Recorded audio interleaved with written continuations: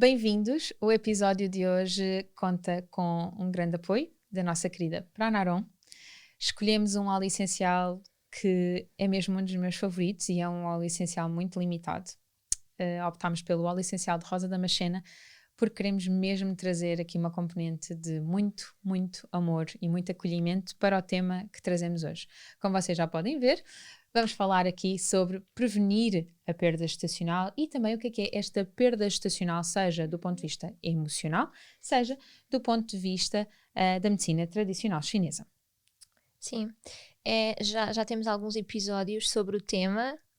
Se não conhecem ainda, vão ouvir que tivemos aqui a Patrícia a falar connosco sobre a perda gestacional do seu primeiro bebê, mas hoje vamos trazer aqui mais conteúdo e aqui também, essencialmente, de que forma, ou seja, o que é a perda gestacional, que causas é que podem acontecer ou levar do ponto de vista de medicina chinesa, do ponto de vista emocional, com base na nossa observação, naturalmente, e perceber como é que nós podemos prevenir, porque do que eu tenho visto, muitas vezes a perda gestacional só é encarada depois de acontecer, ou seja, não há, quando falamos em pré-conceição consciente e vamos trabalhando para melhorar o nosso corpo físico e trazer aqui harmonia e equilíbrio, normalmente acontece menos, não é? Isso também depois podes partilhar a tua experiência. Mas é isso, é saber o que é que nós podemos fazer, o que é que está ao nosso alcance para evitar que aconteça, para prevenir, tal como tu usaste a palavra e muito bem. Portanto, vamos a isso. Olha, uma das questões que eu acho mesmo fundamental e que me deixa de coração cheio é este nosso trabalho dentro da parte da pré-conceição consciente juntas já faz 1 ano e meio. Principalmente desde que, ou seja, juntas há mais do que isso, mas assim bem identificado com o workshop de pré-conceição, já tem um ano e meio. E a quantidade de casais que nós impactamos nesta questão, logo quando eles nos chegam, portanto, quando nós fazemos um diagnóstico de medicina tradicional chinesa, uma componente energética, há muita coisa que para nós conseguimos, de alguma maneira, ver os riscos, os possíveis riscos que podem advir se o padrão não mudar. E isto não é partilhado prontamente para trazer medo, ou seja o que for. Não, é dado clínico. E o nosso papel é perceber qual é que é o biotipo daquele indivíduo, portanto, daqueles indivíduos, daquele casal, que coisas é que têm efetivamente que melhorar e torná-los nas suas melhores versões para trazer uma nova vida. E de todos os casais de pré-conceição, são muito poucos aqueles que efetivamente passam por uma perda gestacional. Aqueles que passam por uma perda gestacional, tenho isso muito monitorizado, são normalmente questões mais genéticas, por exemplo, questões de trombofilia, em que de alguma forma nós já antevemos que isso pode acontecer e já preparamos para o caso de ter que ser conversado com o próprio ginecologista para ser atendido de forma adequada e farmacológica, porque é isto que também é muito importante nós percebermos, é quando nós trabalhamos com medicina complementar, ela é suposta de ser complementar, portanto, unida com a medicina convencional. E nesse caso, nós conseguimos logo antecipar esta questão, que infelizmente isso só acontece depois de uma primeira perda. Portanto, só se existir uma primeira perda, e por norma até está generalizado que tem que existir mais do que uma para se poder passar por esse teste genético, cromossómico, para perceber se efetivamente existe trombofilia ou não, para depois poder ser administrada a medicação. Alguns ginecologistas e obstetras conseguem, por alguns sintomas, de alguma maneira notar que aquilo pode estar a acontecer e ser essa a questão, e então antecipar algum tipo de farmacologia, mas isso é uma questão que deve ser mesmo conversada com o ginecologista e com o obstetra. Portanto, isto para dizer que a pré-conceição é todo um mundo pelas imensas capacidades e consciência que nos trazem. Então nós conseguimos posicionar-nos a um ponto em que nós podemos trazer o melhor de nós para o outro ser. Se todos nós tivéssemos essa capacidade, eu acredito plenamente que nós mudávamos o mundo. Quando falamos de perda gestacional espontânea, nós estamos a falar que isso sucede antes das 20 semanas de gestação. A partir dessa altura é designado de morte fetal. E efetivamente a perda gestacional acomete muito mais pacientes do que se fala. Acho que só quem passa por isso é que depois começa a haver alguns fóruns, agora já começa, e a Patrícia foi muito voz disso. Eu acho mesmo que ela mudou muito a consciência de várias famílias ao trazer a história deles. E esta situação clínica é muito mais recorrente então do que se pensa, e muitas mulheres passam por esta situação antes de efetivamente terem uma gestação. Antes de falarmos propriamente dita sobre a questão energética, e porque vou falar de uma forma muito superficial, vou também partilhar convosco, para quem tiver interesse, eu publiquei um artigo em São Paulo, através da Ebramec, em maio deste ano, só sobre a ameaça de aborto espontâneo, portanto, antes das 20 semanas, em que colocámos alguns casos clínicos que tivemos em consulta, em paralelo com a medicina convencional. Portanto, eu partilho mesmo protocolos, eu partilho mesmo aquilo que eu noto na minha prática clínica, que efetivamente tem grandes resultados, e eu acho que isso pode ser extraordinário para outros especialistas também se fazerem munir dessa informação com todas as famílias que tiverem juntas. Mas antes de partilhar alguma dessa informação, eu só gostava de trazer uma reflexão, que é: todas as perdas que nós temos são partos. É uma perda energética e sanguínea, é uma perda de matéria e de energia. Então, essa perda tem que ser vivida com toda a sensibilidade que um pós-parto seria vivido. E normalmente o que acontece após uma perda gestacional é tentar engravidar o mais rápido possível. Mas se nós o fizermos, nós estamos num momento de depleção energética. Então nós temos que efetivamente conseguir ter este acolhimento e repreparar o organismo para voltar a conceber. E fazê-lo com uma doula, fazê-lo com uma equipa de medicina complementar, não necessariamente medicina chinesa, medicina ayurvédica, homeopatia, naturopatia, aquilo que efetivamente estiver ao vosso alcance, é muito empoderador.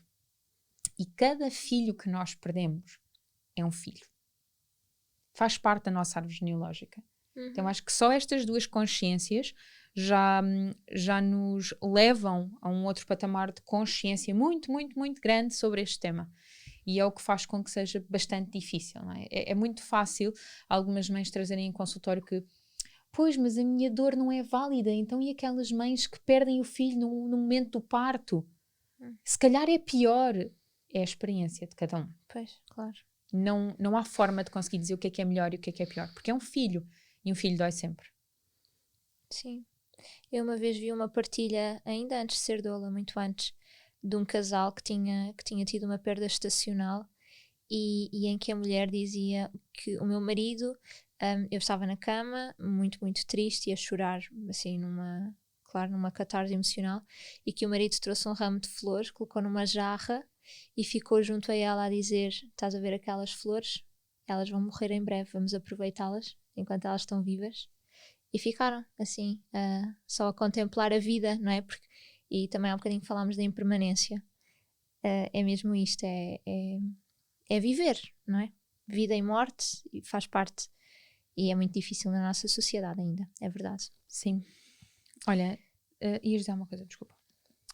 Não, ia perguntar-te da tua experiência, o que é que a pré-conceição a nível prático pode ajudar a prevenir, ou, se fizermos pela positiva, a manter uma gravidez saudável? Olha, para te poder responder a isso, vou abrir aqui assim um bocadinho uma caixa de Pandora em medicina tradicional chinesa, que é: qualquer quadro de ameaça de aborto espontâneo pressupõe que há uma fraqueza inevitável na nossa bateria genética, na nossa energia do rim, que pressupõe algum tipo de meridianos mais complexos, como o vaso da concepção, o vaso da cintura e por aí fora, que são alguns nomes que podem depois encontrar no artigo científico, mas vão estar escritos em mandarim.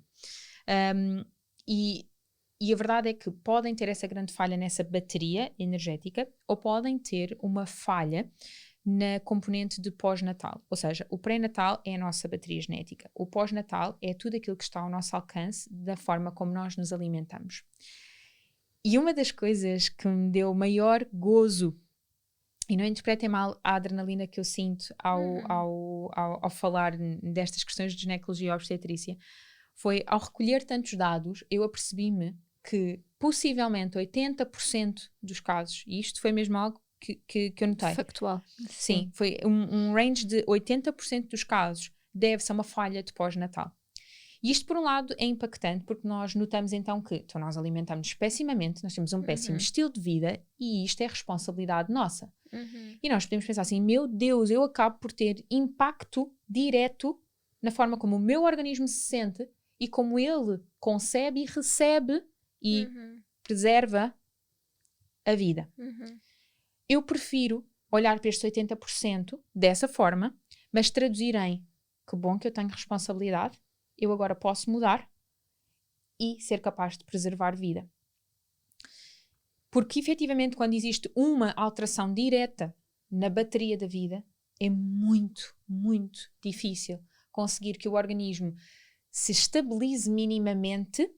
E aí normalmente é preciso muita fitoterapia, é preciso acupuntura e normalmente é acompanhamento com farmacologia inclusive, são as tais, por exemplo, trombocitopénias e por aí fora que acabam por, ou até mesmo alterações cromossómicas que são até designadas às vezes em ambos nos dois elementos do casal, Sim. que não estão a permitir que aquela gravidez seja viável. Então é muito mais difícil resolver uma situação de pré-natal do que uma situação de pós-natal.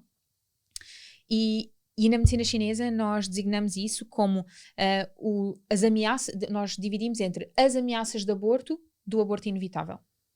Ok, o que é que são ameaças de aborto?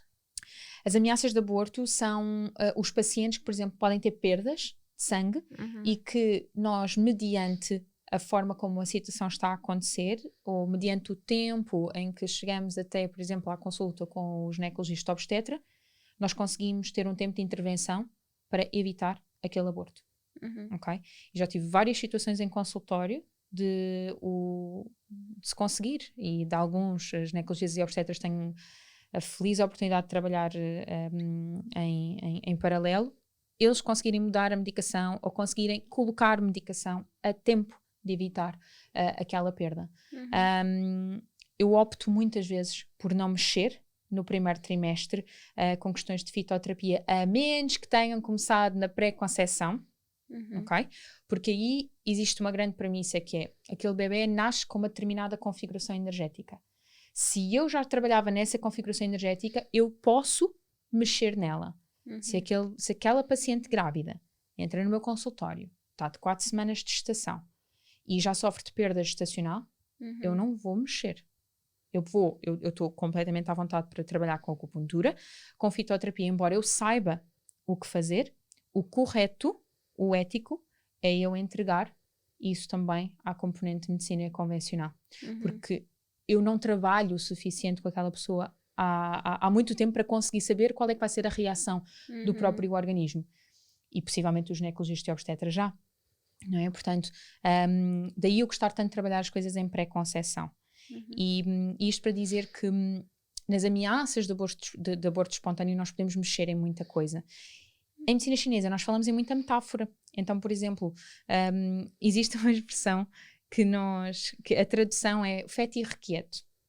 O feto irrequieto é um tipo de aborto espontâneo em que o bebê tem tanta energia yang, não para quieto, está tão irrequieto que ele escapa, a energia escapa. Então, é tudo muito visto nesta metáfora da vida, não é? E depois existem vários tipos de aborto como existe na medicina convencional, que lá está, é antes das 20 semanas, após as 20 semanas, existe o retido, existe o espontâneo e por aí fora. Uma das grandes coisas que nós podemos fazer para melhorar este pós-natal foi algo que eu partilhei há uns meses atrás, em abril, nas redes sociais, no consultório, na rubrica de consultório de sexta-feira, que uma menina me fez uma pergunta na caixinha de perguntas, a dizer que estava com perdas e o que ela podia fazer para evitar perder aquele bebê.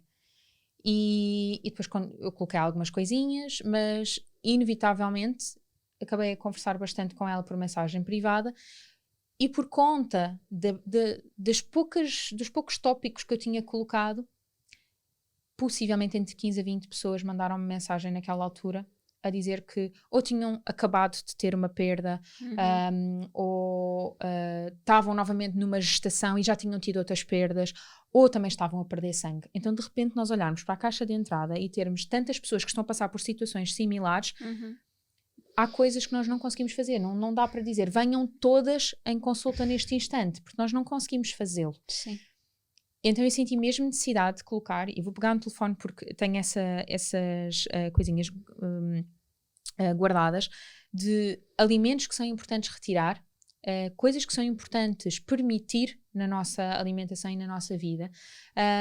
E a coisa mais bonita foi, de facto, receber a quantidade de mensagens, e destas todas, das que estavam, atenção, das que estavam grávidas naquele instante, só 2 é que perderam o bebê. E muitas delas faziam check em praticamente tudo isto. Eu cheguei a publicar a quantidade de sims que elas diziam a todas estas coisas que normalmente para a medicina tradicional chinesa é um grande não. Portanto, esoterismo ou não, independentemente da forma como se possa ver isto, é energia. E a energia circula no nosso organismo. E eu também acredito muito que a intenção conta. Então, se nós passamos a estar conscientes e vamos agir de uma forma intencional, não é? Tudo isto vai fazer a diferença. Aqui, do ponto de vista emocional, como é que tu recebes isto? Antes de eu passar aqui para a listinha. Olha, eu gosto de olhar para os medos, porque acredito que há alguns medos inconscientes e que depois, muitas vezes, depois da perda acontecer, e aqui já estou a falar depois da perda acontecer, nunca me aconteceu alguém estar a ter perdas sanguíneas, por exemplo, e estar ali ainda numa transição.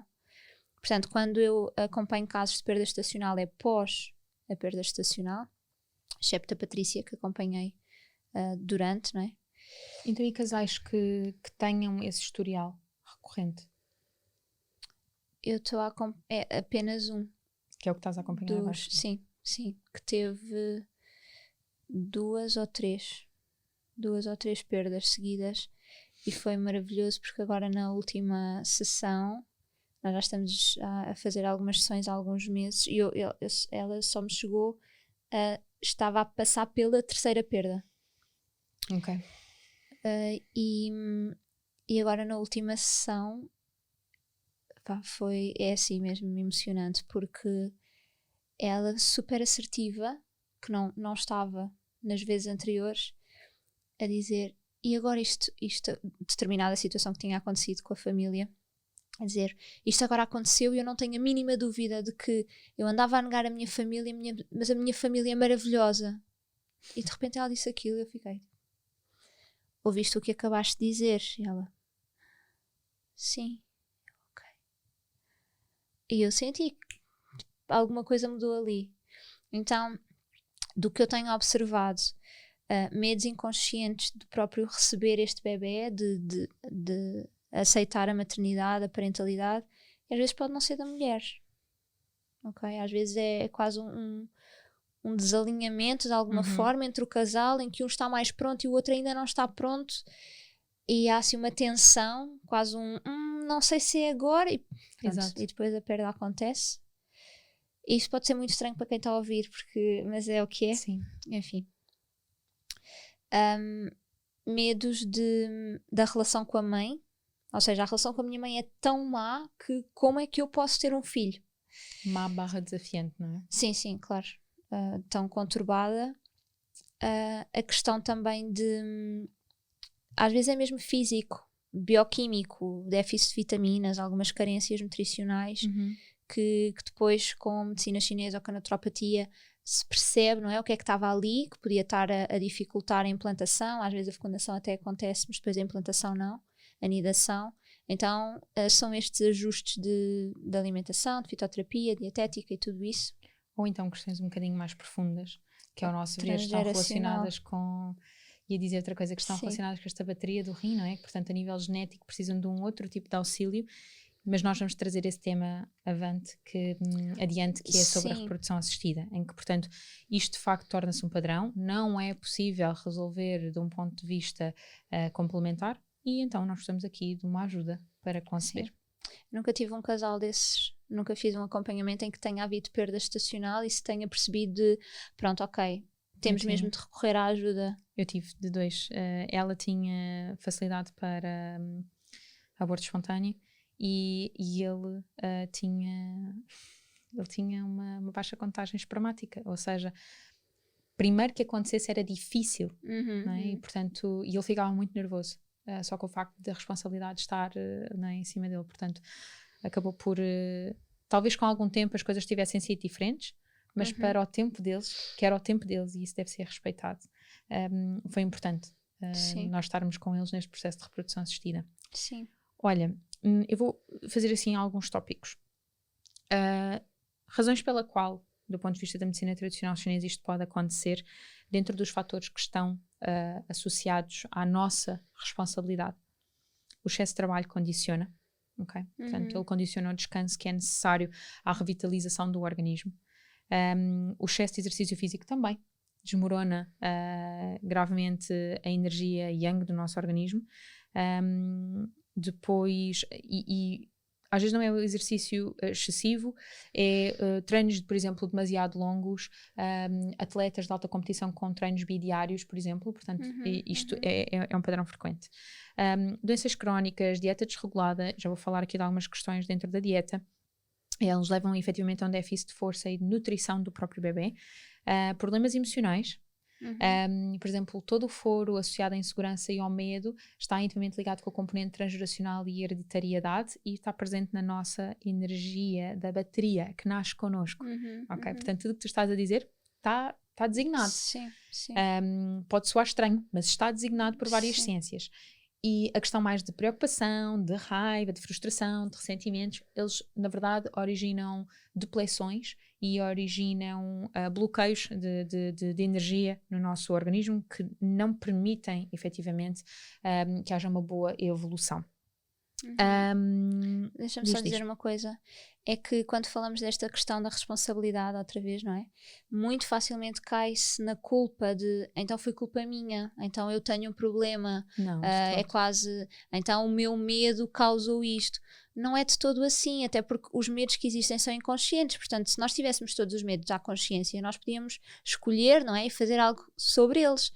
A verdade é que eles estão latentes, às vezes não é mesmo fácil lá chegar, por isso, por favor, se estão a ouvir isto, não sintam, não é de todo esse e as nossas nosso emoções, objetivo. quando nós dizemos isso, é para trazer à consciência, qual é que é a emoção?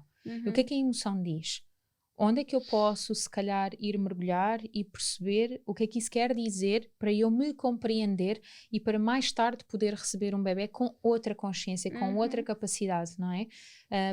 É porque ser pai é isto, é não ser possível fugir nem de nós mesmos, nem de outro ser que aí vem. Então é preciso muita possibilidade de abarcar tudo isto. É isso mesmo. Também aos olhos da medicina tradicional chinesa é importante compreender que o excesso de atividade sexual, aos nossos olhos, pode efetivamente ser algo que danifica a energia. Então aquela eterna história de tenham relações o máximo possível, nós não vemos as coisas dessa forma. Nós vemos que a relação sexual deve existir quando estão os dois disponíveis e que seja envolto num certo romantismo, nesta envolvência, no fundo, não é? Porque isto é que traz energia. Sexo por sexo, ou seja, só porque é hoje, tem que ser hoje, é frio. E a energia tem que ser quente, e tem é que muito ser móvel. engraçado como, às vezes por sintomas, não é? Alguns desconfortos do primeiro trimestre que levam a isso, mas outras vezes por medo do companheiro, que não quer porque tem medo de magoar. Não há razão, não é? Não, é seguro, não, está tudo bem. Sim, está bem, mas parece que há ali uma resistência, Sem então dúvida. respeitem isso. Sim. Mas atenção, não é proibido, é só a forma como nós vemos. Claro. O excesso de atividade sexual também está aqui. Sim, também o que é excesso, não é? Pronto. Olha, excelente pergunta. O que é excesso? Aos olhos da medicina tradicional chinesa depende da faixa etária. Mas digamos que até aos 35 anos, e por favor, depois dos 35 ninguém é idoso, está bem? Nada disto. É só mesmo porque nós vemos muitas mulheres têm ciclos de 7 em 7 anos, os homens têm ciclo de 8 em 8, então estou aqui a encontrar um meio termo. Até aos 35 anos está designado que dia sim, dia não, ou uma vez por dia, se houver vontade de, isto é mesmo importante, está tudo bem. O que é que acontece? Muitas vezes nós estamos exageradamente cansados do trabalho e até temos 20 e poucos anos e estamos exaustos. Então não há disponibilidade para haver relação sexual. É muito importante perceber a vitalidade do nosso organismo para compreender a disponibilidade sexual.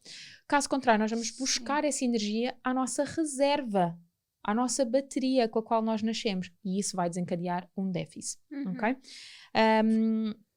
Pronto, portanto, estas questões todas, existem mesmo imensas no nosso estilo de vida, os fármacos, drogas, hábitos de fumo, álcool, o excesso de cafeína, a questão da obesidade, disfunções de sono, stress e as tais deficiências nutricionais que tu tinhas mencionado, efetivamente são algumas concomitantes para esta questão. É que às vezes é tão simples, não é? Tipo, baixa de vitamina C.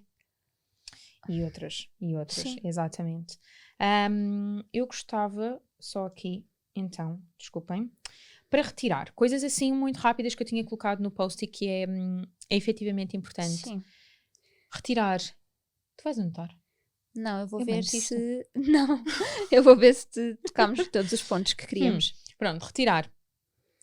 No limite, se não estão disponíveis para retirar, pelo menos reduzir, já fará uma grande diferença.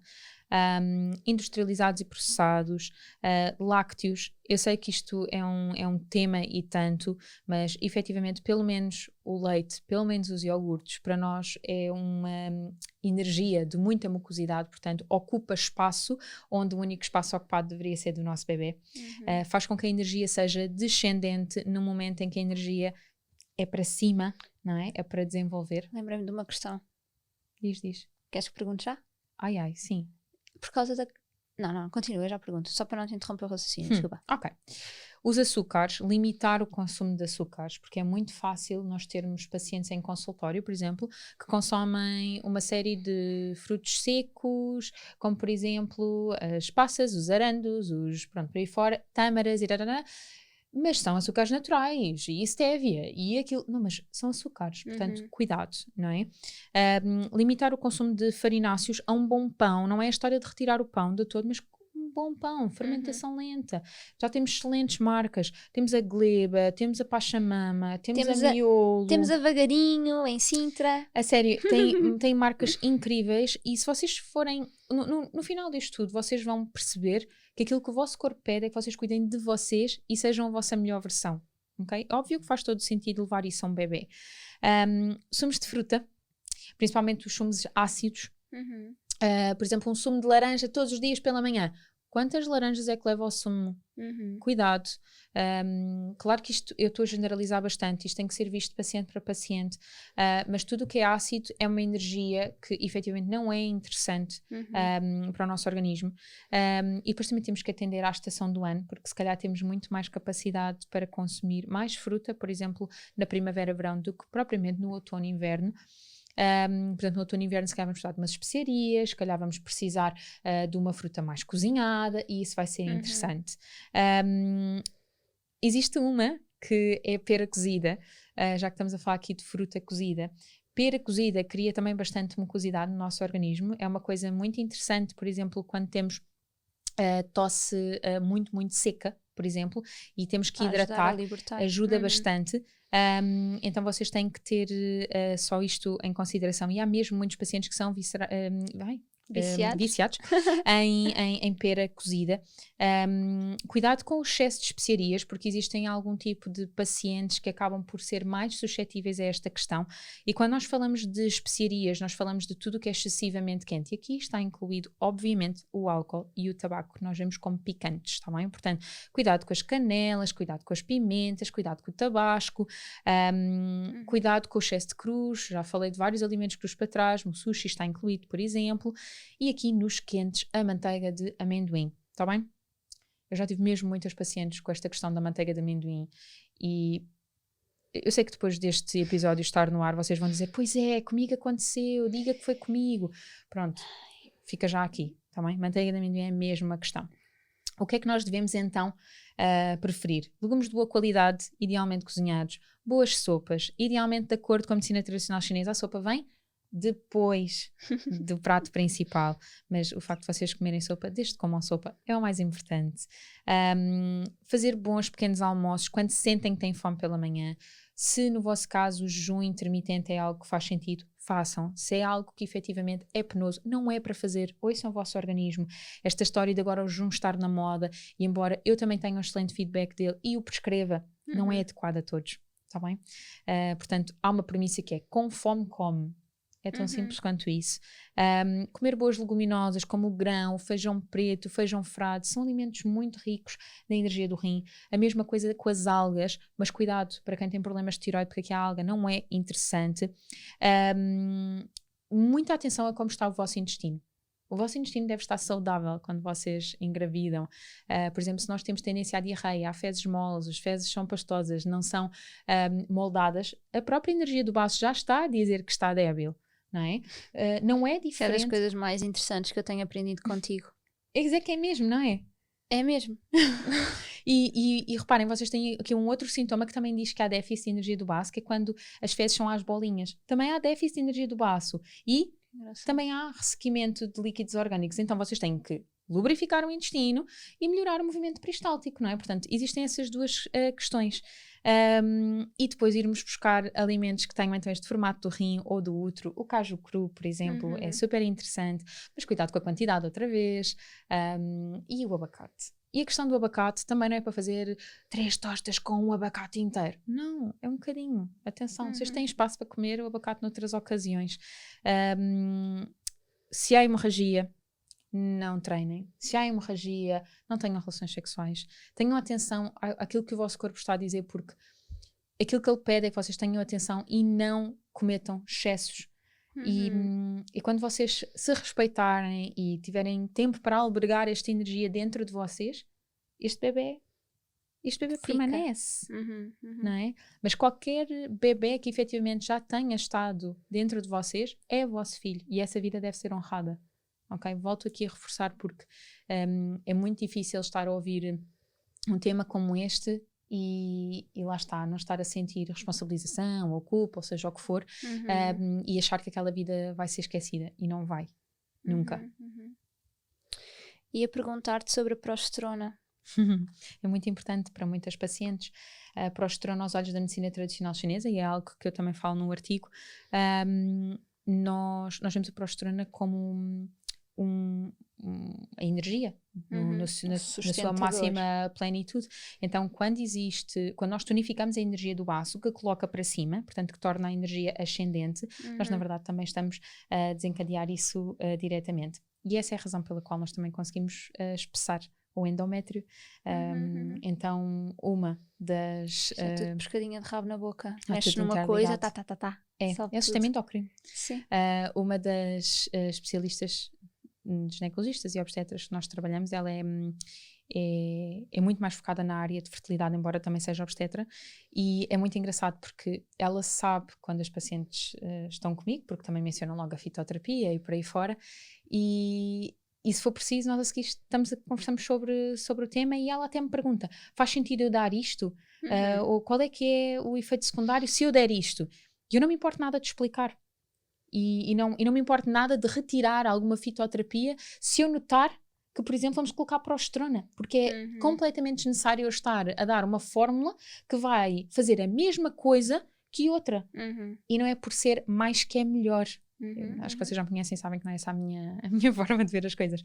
Mas é tudo mesmo muito complementar, e os resultados são incríveis. Acima de tudo, esta listinha, seja das etiologias, né, das razões pela qual podem acontecer, sejam questões físicas, mais patológicas ou emocionais, é para vos fazer pensar, para vos fazer reestruturar o ambiente em redor e o ambiente interno.